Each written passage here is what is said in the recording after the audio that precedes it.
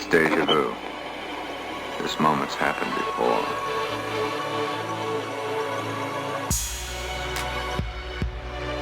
You have found the Kaleidoscope Gallery. Hello, and welcome to the Kaleidoscope Gallery, where we exhibit conversations and stories about the real, the surreal, and somewhere in between. I'm your host, Paul, and alongside contributors Dave, Autumn, and Leah, we explore the surprising saga of A23A, the world's largest iceberg. Truly unbelievable technological breakthroughs like an app that lets you rent real sunlight anytime, anywhere. A proposed interstellar spacecraft with an amazing propulsion system. And a company that plans to brew Japanese rice wine in space. We prompt AI to generate a podcast, poetry, and jokes. Then we ask it something that blows in its mind. So let's step into the first exhibit, inside the Kaleidoscope Gallery.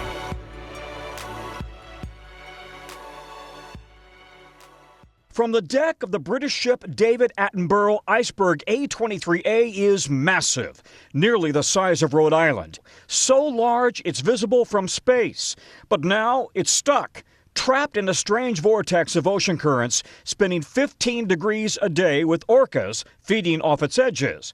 It could stay there for years, slowly feeding the ocean with fresh water and nutrients before it fully melts away.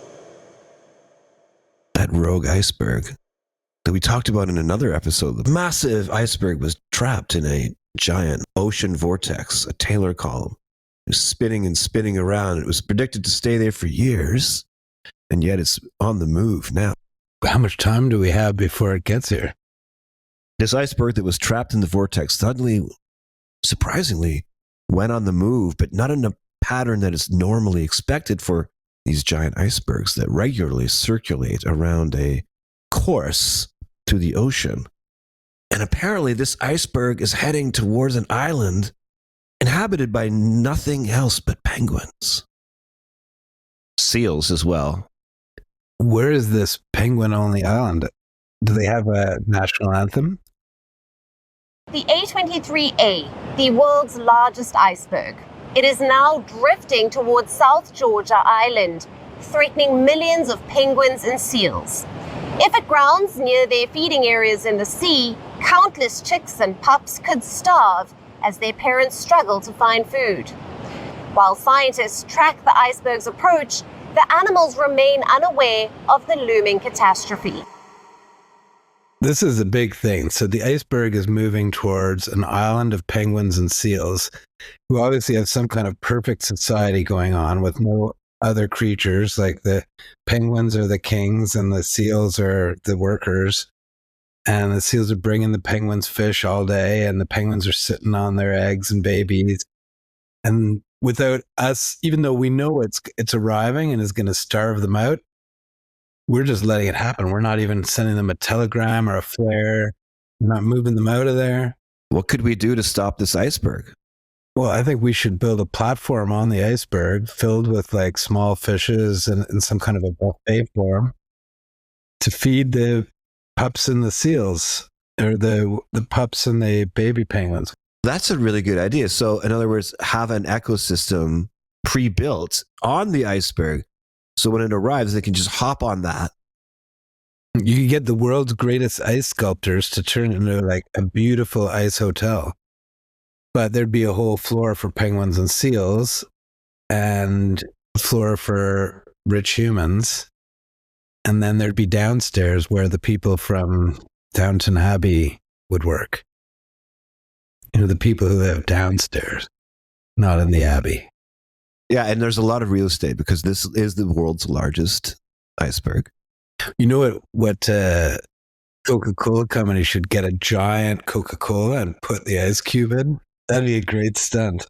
The world's biggest Coca-Cola for the world's biggest ice cube. Or maybe Pepsi would do that. Didn't Pepsi put a light on the moon or something? Really?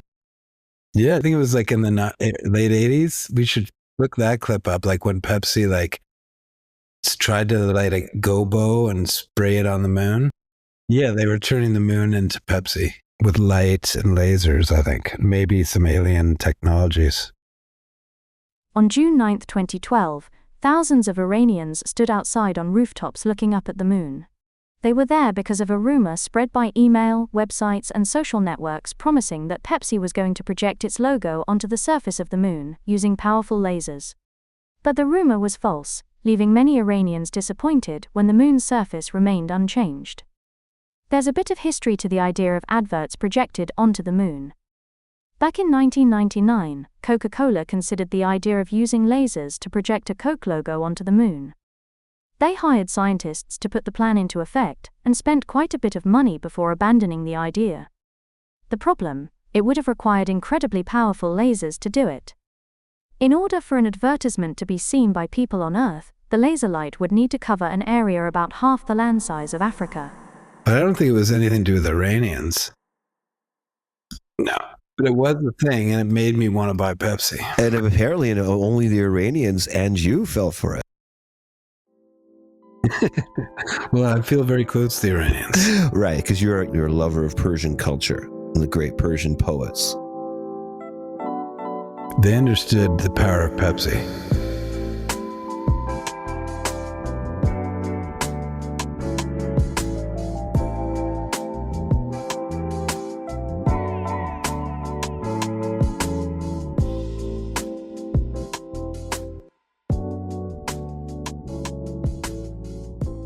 Into a story you may have seen online. It claims a new startup plans to sell sunlight after dark, and it's true.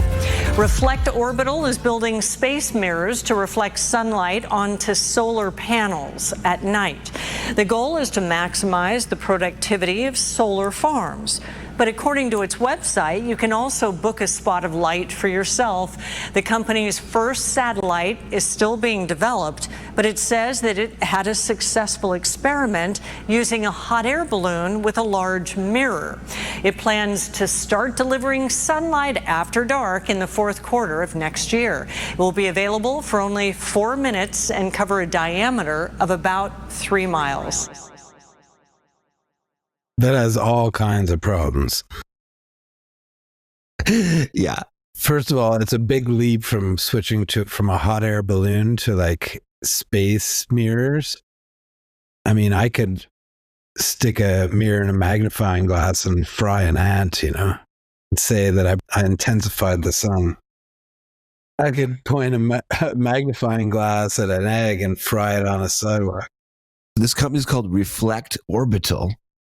And the idea, as we've heard, is to get satellites up in space with mirrors on them, and they will like beam the sunlight directly down to Earth, but even better, to exactly where you want it to go. Can't you like prank someone with this? You can rent a bit of sunlight and just like annoy someone who's trying to get some sleep. Do you have to wear like sunscreen for it? Like the amount of light that it looked like it was emitting was quite minimal. It looked more like, someone putting on a night light versus like, let's sit in the sun ray. Like, don't we already have lights? Like, if you're not getting the warmth and the like vitamin D out of it, what's the freaking point? Just turn on a light, buddy. We have flashlights. You can point a flashlight at any place on Earth as well. But one thing I thought was interesting is that they could also use it to direct sunlight to solar panels during the night. Yeah, what about all those northern cultures where it gets dark all winter long? Like, they want a permanent sun mirror? But what would also that do to the animal ecosystems? We already have a problem with too little darkness. It's not like it's too dark. Like, we basically already killed all of the darkness. You're talking light pollution.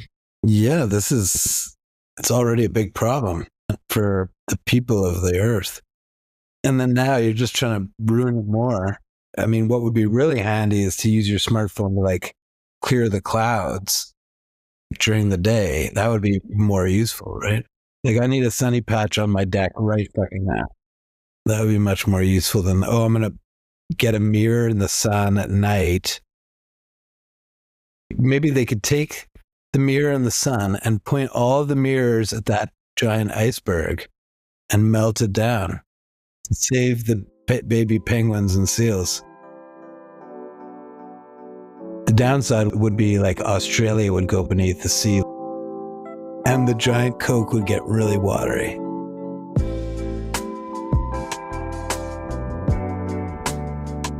Ah, yes, the continuing adventures of the Megaberg. Where will it end? The world's largest iceberg has run aground off the remote British island of South Georgia in the southern Atlantic. There have been concerns for wildlife on the crucial breeding ground of South Georgia if the iceberg ran aground too close, but now it's thought it could benefit wildlife, stirring up nutrients.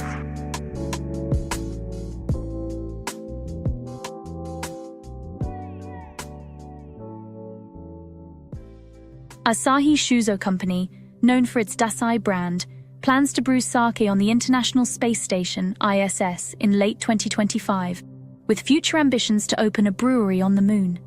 Astronauts will mix rice, koji mold, and yeast with water to start fermentation, which will be monitored by automated systems.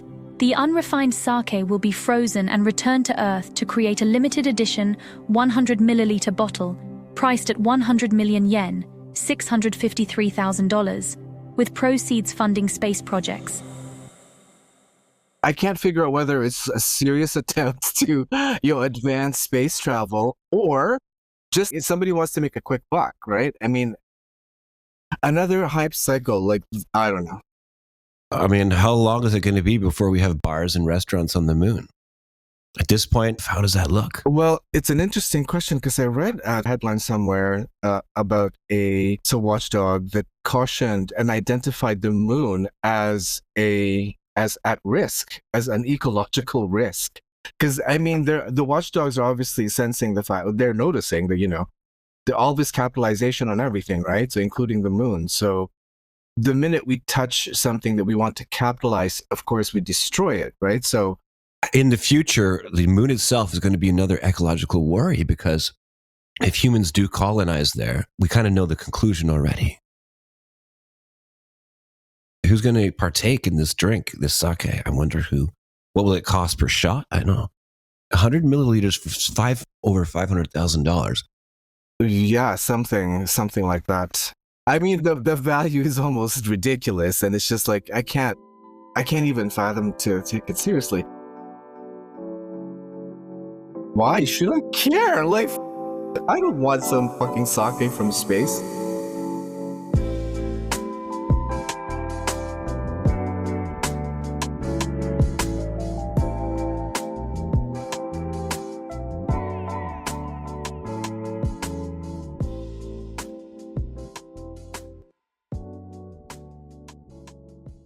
Interstellar exploration has always been humanity's dream.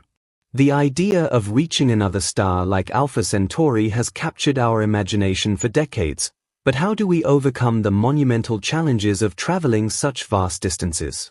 This is where an exciting new concept comes into play, the Sunbeam mission, which proposes using relativistic electron beam propulsion to send a spacecraft beyond interstellar space. At the heart of the Sunbeam mission is a unique propulsion system that relies on relativistic electron beams. These are streams of electrons accelerated to nearly the speed of light. The beam would push against a spacecraft, allowing it to achieve incredible speeds, up to 10% of the speed of light. The physics behind this is fascinating.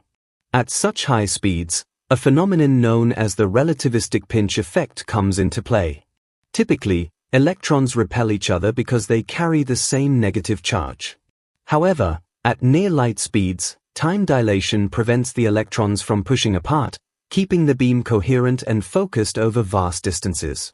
This allows the beam to provide consistent thrust even far from the sun. Now, did you understand that, Adam? No, not at all. It's like, oh my God.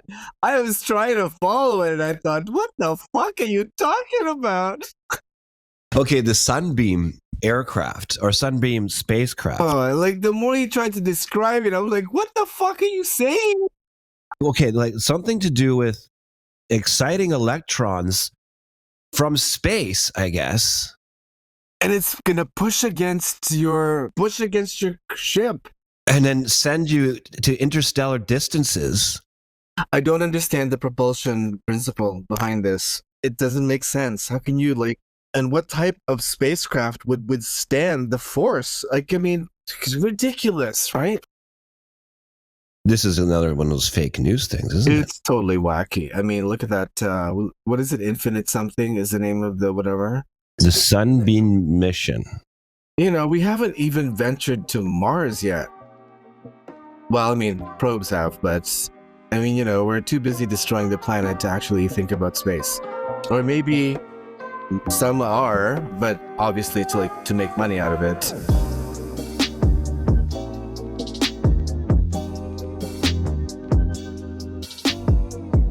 You are inside the Kaleidoscope Gallery.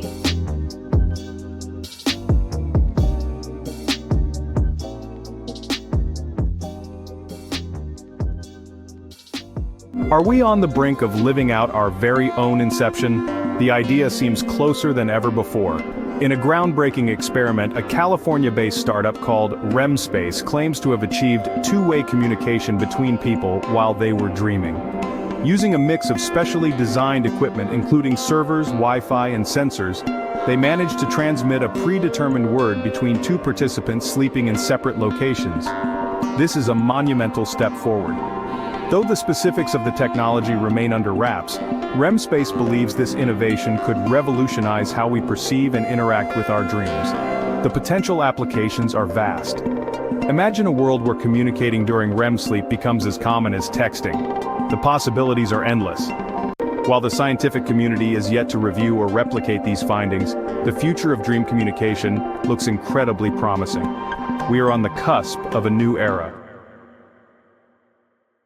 Dream communication is like the most useless idea I've ever heard in my life. But wait a minute, wouldn't it be convenient if you were sleeping and you were dreaming? Say I was dreaming of someone I knew and I wanted to send them a message tomorrow, but I could just do it in the dream using special Wi-Fi equipment. That's a terrible idea. Like, you don't know what you're doing in your dreams. You're probably on some other dimension, living some other creature's life. And then you're going to send it's like worse than a drunk text is a dream text. I mean, you just think of where that can go. Like, you dream that you're, the great Bambula, and then you call Bambula in your dream, and Bambula's who the fuck are you? I mean, I like how they have specialized Wi-Fi equipment what did they hook up these people's brains to Wi-Fi? Oh, that's a total scam startup. First of all, it's not real. How you broadcasting a word into someone's brain remotely while they're sleeping? How do you know? Like, they woke up and said, coffee or something? They said coffee when they woke up. That's the word I thought they were going to say. Or maybe I'm not giving them enough credit. Maybe they sent some close-range spores. I had one experience that I remember where I was having in a complex relationship. I was working with an artist. He was a intense guy, and we had some disagreements over IP, which were valid, and we worked it out, so it was cool. But at the time, I had a dream, and he was in it. And in the dream, we actually had a kind of brawl, and then a long conversation, and then some kind of Tai Chi session in this dream. Next day, when we get together, both of us had decided that we had figured out the resolution to this situation. Really? Were you hooked up to these people's machine? No, there was nothing. Obviously, it was just a dream. Now, did we communicate to each other in our dreams? Did we work out our problems together in our dreams? I think, there's probably something to that where you were both thinking about each other and you were picking up the vibes or the spores, and you figured out what each other were thinking or got aligned that through that sub channel. But it doesn't necessarily mean it happened in your dream. It more likely happened when you're awake, and the dream was just processing.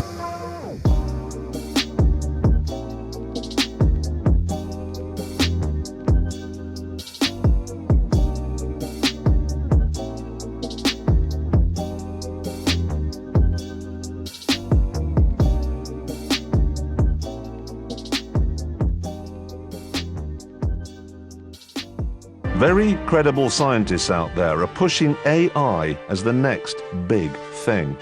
Even Alan Turing predicted that one day computers would have minds of their own. To find out whether a computer was intelligent or not, Turing devised a test. It was very simple. He said that if you can have a conversation with it and believe it to be human, then it must have some kind of intelligence.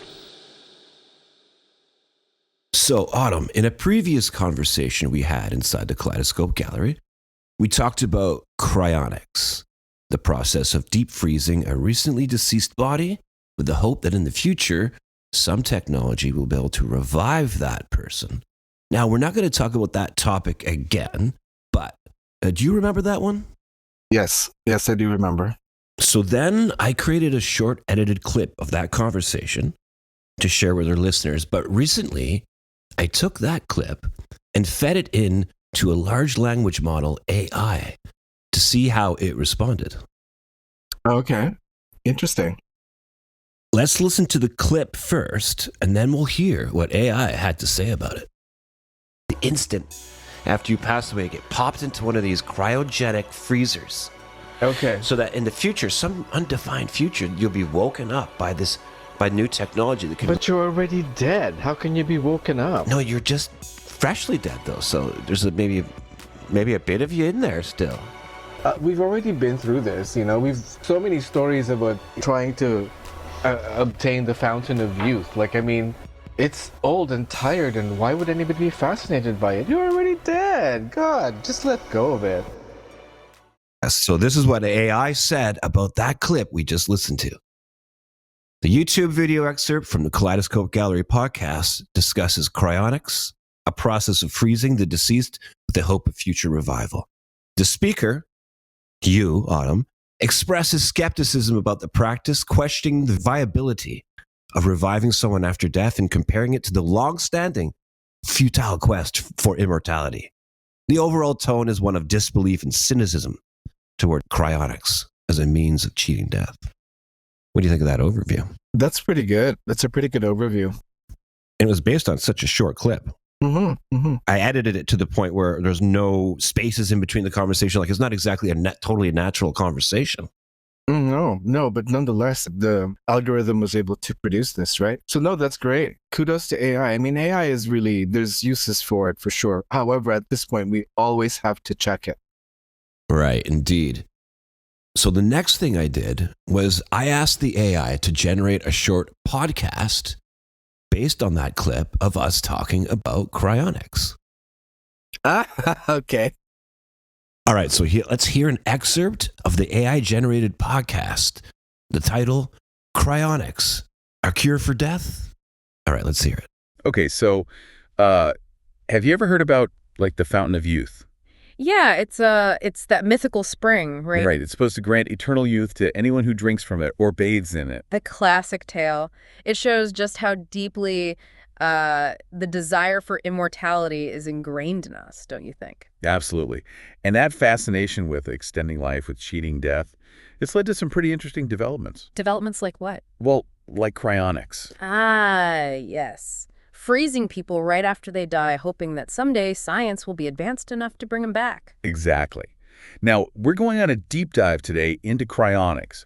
We're going to figure out if it's really a legitimate science or just a bunch of wishful thinking, Sounds intriguing. Where are we starting? We found this really interesting YouTube video from the Kaleidoscope Gallery podcast. What's their take on it? They were talking about, how cryonics essentially involves popping people into these cryogenic freezers immediately after death. Yeah. It's pretty wild. That's the gist of it, yeah. The idea is to preserve the body as quickly as possible after clinical death to prevent further, cellular damage. Okay, so speed is key. But the video also mentioned some skeptical voices, Like what? Well, some were saying, you're already dead. How can you be woken up? And some were just confused. Like, why would anybody be fascinated by this? Right. I mean, it does sound pretty far out there, but the idea is that future tech, maybe centuries from now, could potentially reverse the cellular damage caused by death. So we're banking on future tech to, fix what we can't fix now. Essentially, yeah. So this fountain of youth idea, the YouTube video kind of touched on that. It's like cryonics is our modern day version of it, right? Well, there are parallels, definitely. Humanity has always been obsessed with extending life, right? It's amazing. It's like how this dialogue just seems very natural, right? It's like but you can tell that there are patterns to it. Yeah, I mean, it's we're seeing it blossom before us, eh? The AI revolution. Yeah, perhaps so.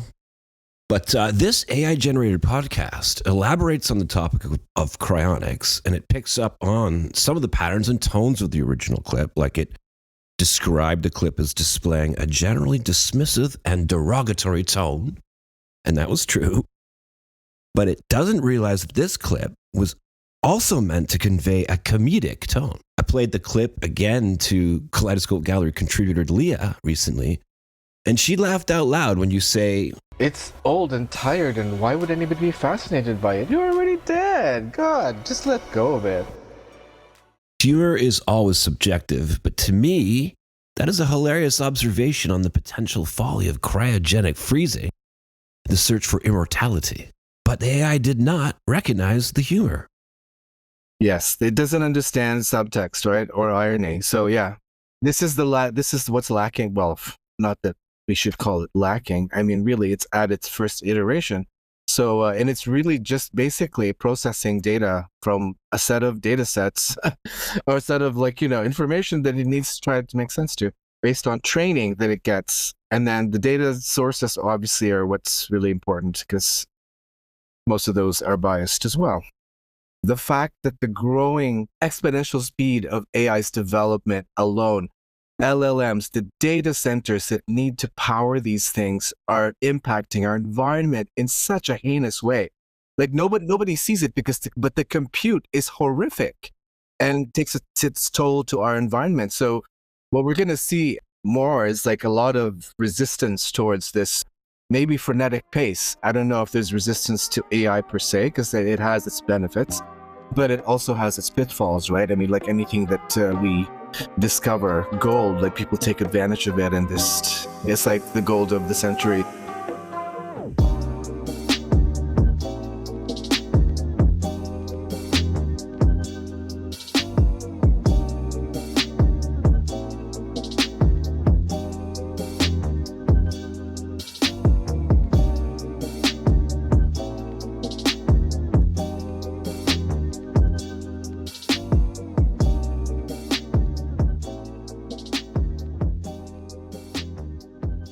Throughout the ages, from Keats to Giacomo, poets have composed odes to individuals who have had a profound effect upon their lives.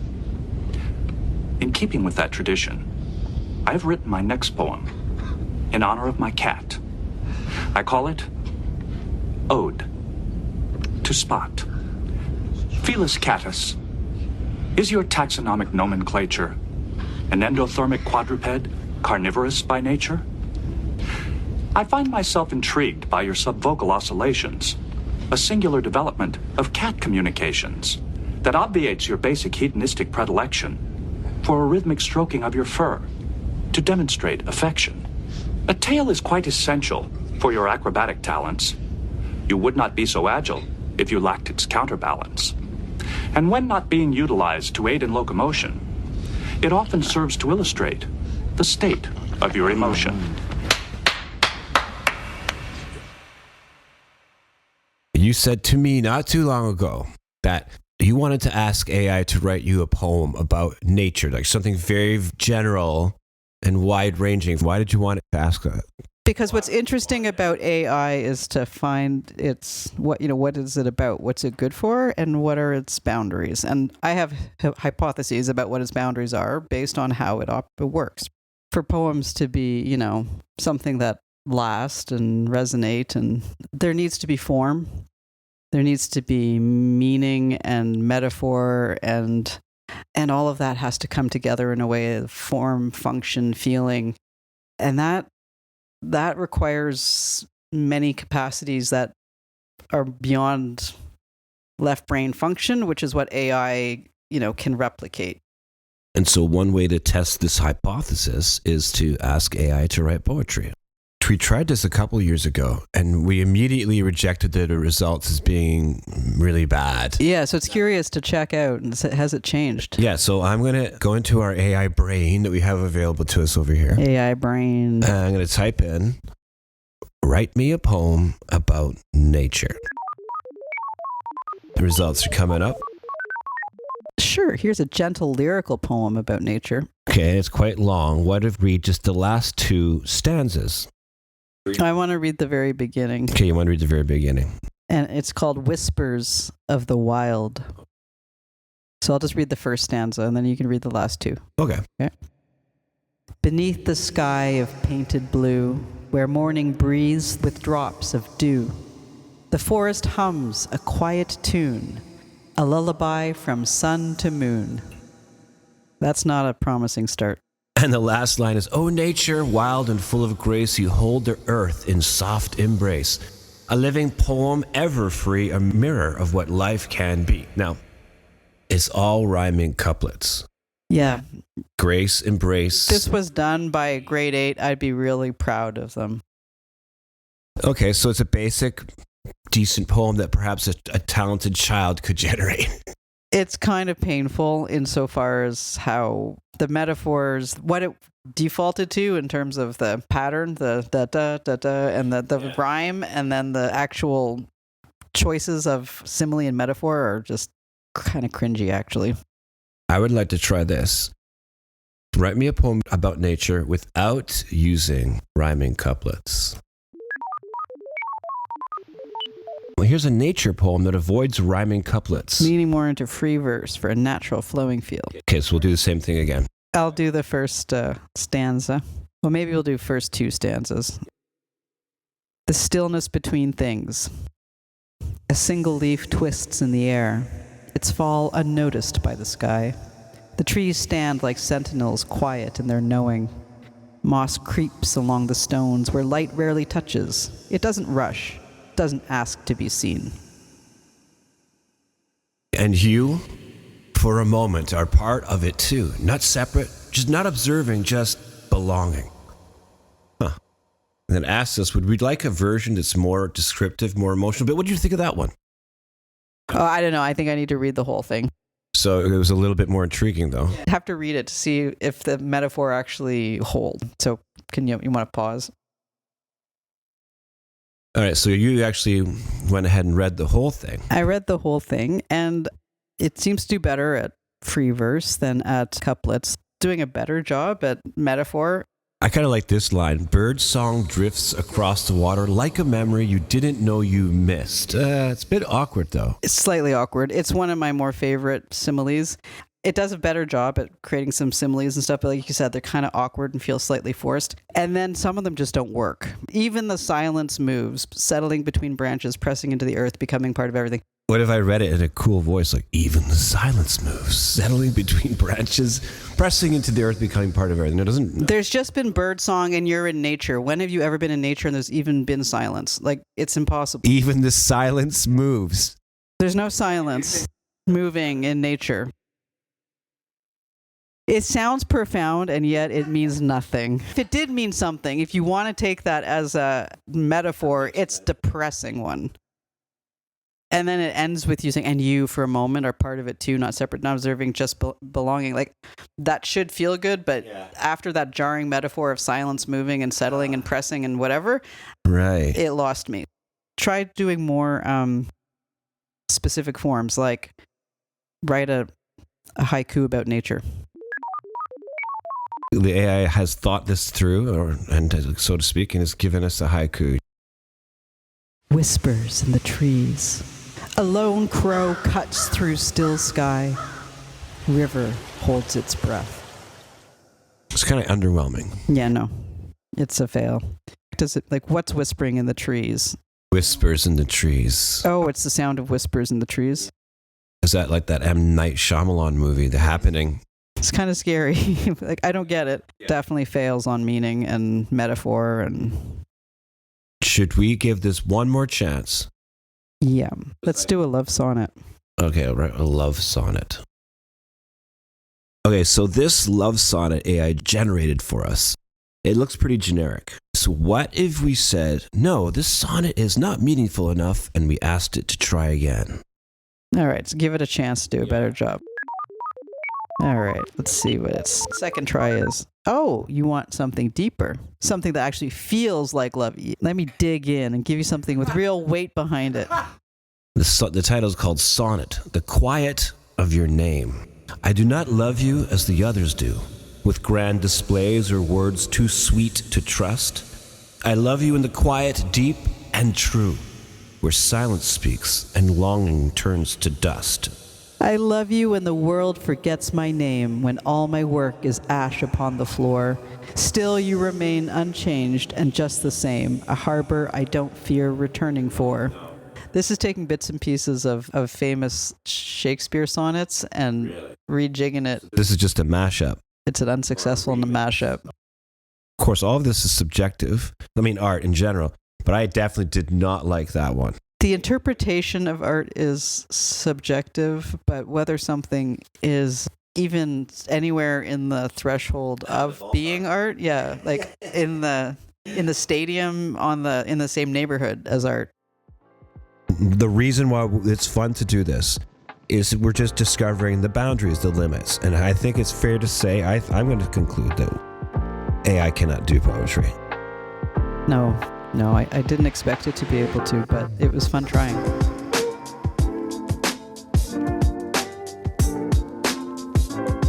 Even the silence moves.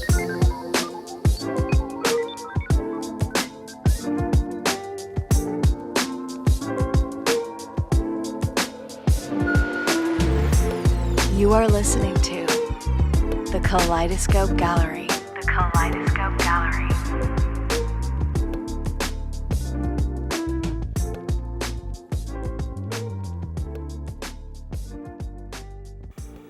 If you're looking for your favorite new release album or hard to find oldie singular album, visit Randy's Record Shop, 157 East 9th South.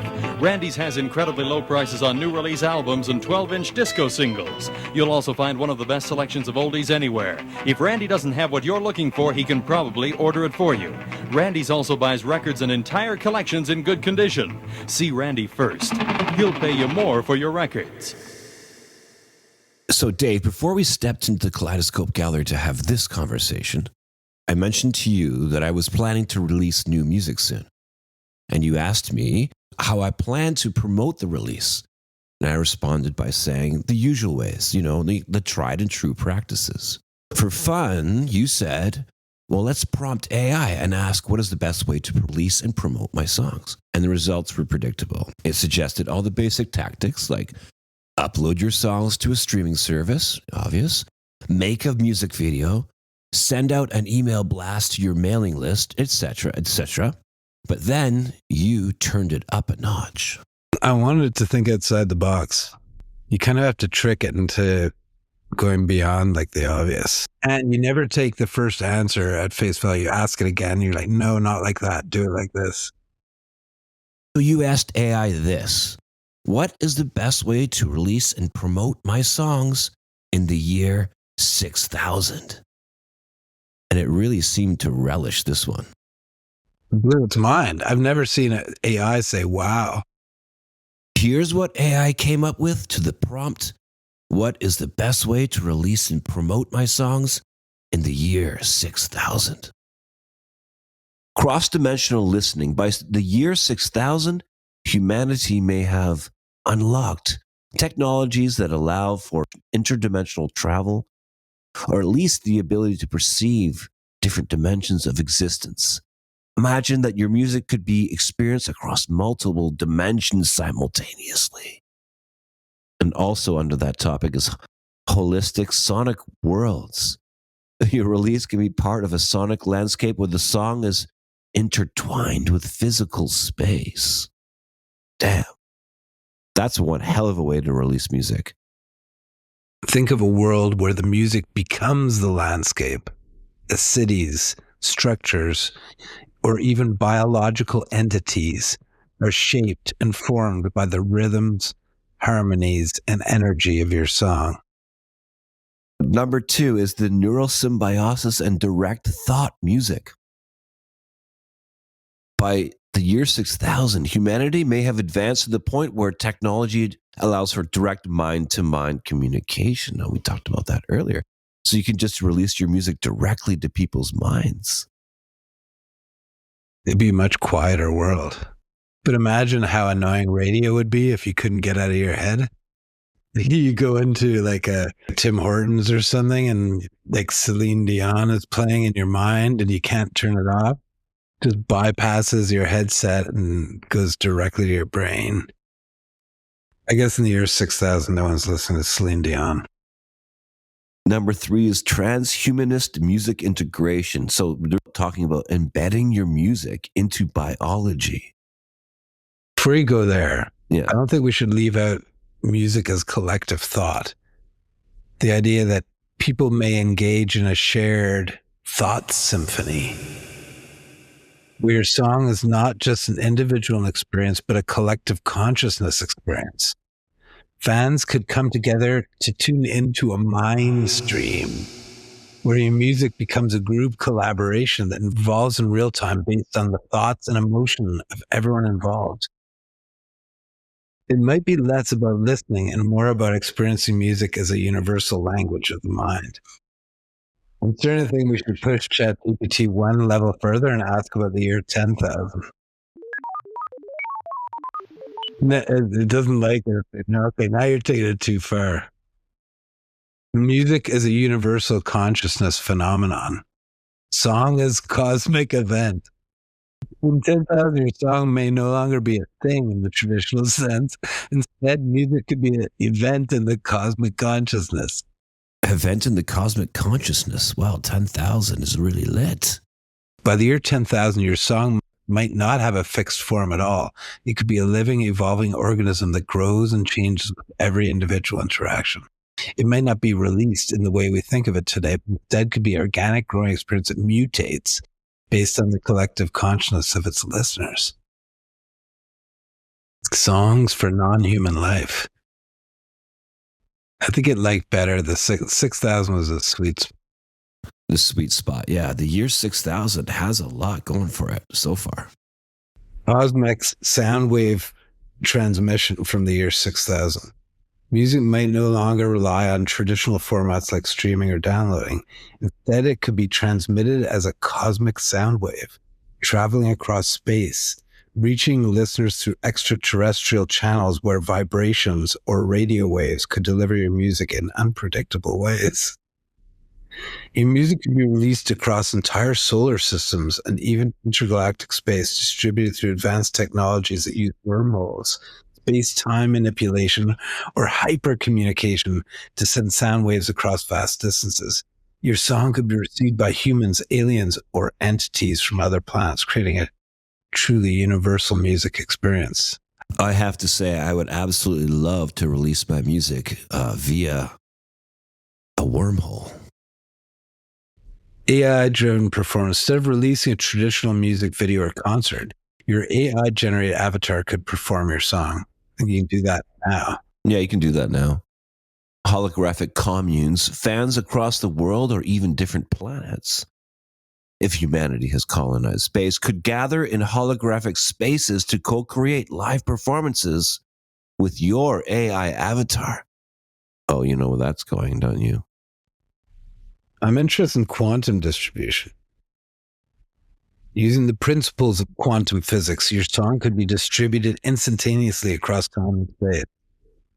Rather than releasing music to a specific group of people in the present, your song could be accessible to listeners across different points in history, reaching individuals not just in the future, but past eras, and they put that in bold. Past eras? So wait, doesn't that mean that we should be able to hear songs from the year 6000 now? Or would that be a paradox, I guess?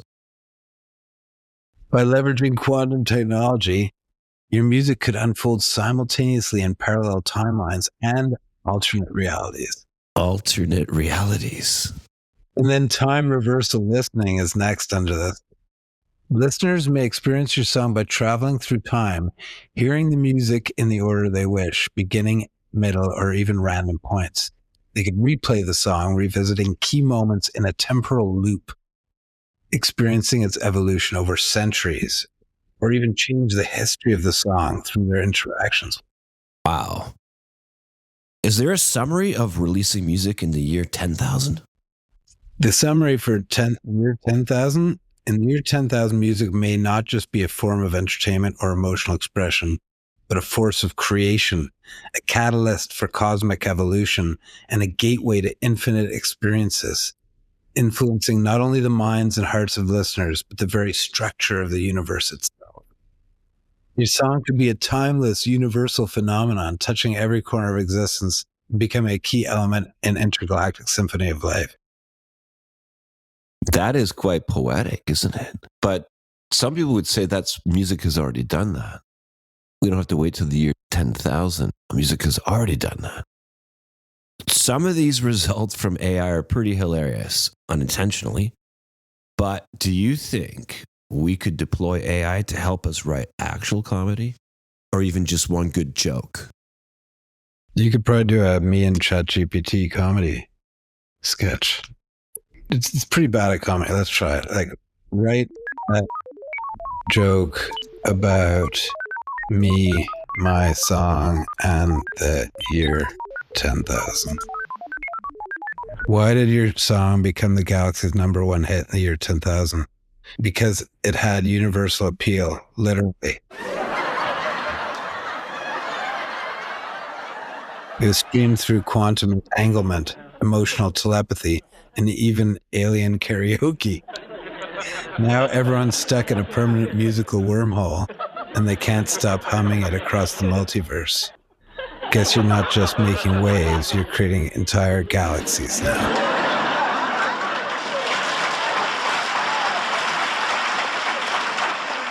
Why did your song go #1 in the year 10,000? I don't know. Why? Because it wasn't just streamed, it was reprogramming reality, altering the laws of physics and causing time loops just so people could keep listening to the chorus.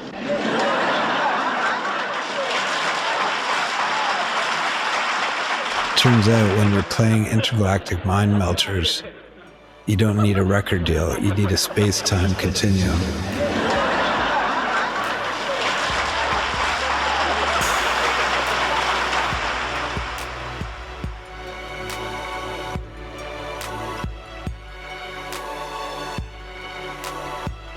We hope you have enjoyed this excursion through the Kaleidoscope Gallery, and that you'll join us again next time. You have been listening to the many colors of the Kaleidoscope Gallery.